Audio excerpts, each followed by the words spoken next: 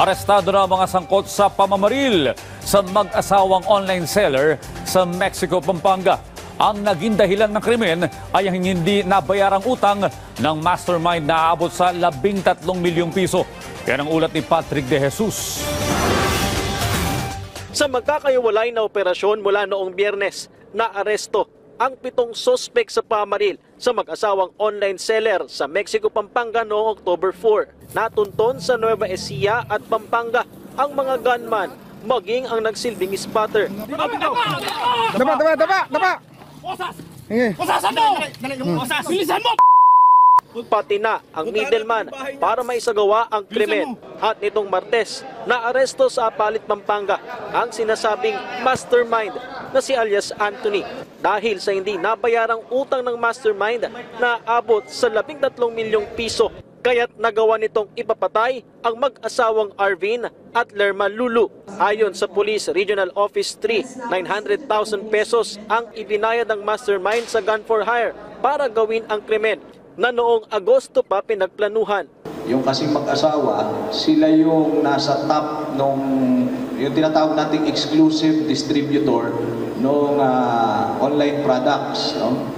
At yung ating suspect na mastermind ay engaged din sa online products.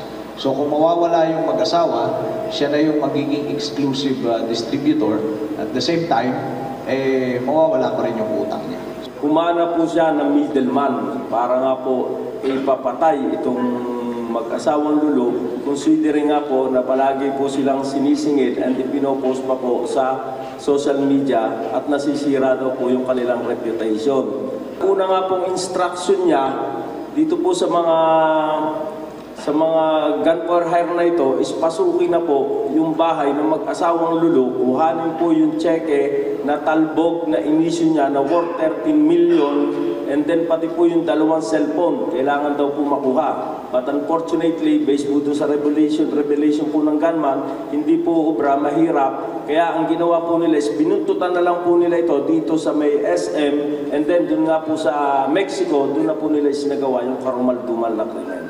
Napag-alamang ninong pa ang mastermind ng anak ng mag-asawang biktima. Ibig sabihin, magkumari sila, magkakaibigan sila. So, siguro po, gawa nga po ng utang, doon po humantong. Pero talagang magkakilala po sila.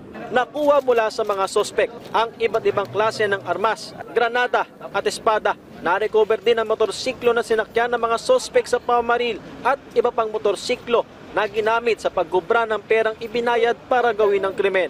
Notorious na gun for hire ang grupo sa Central Luzon na dati nang nasangkot sa 12 murder case.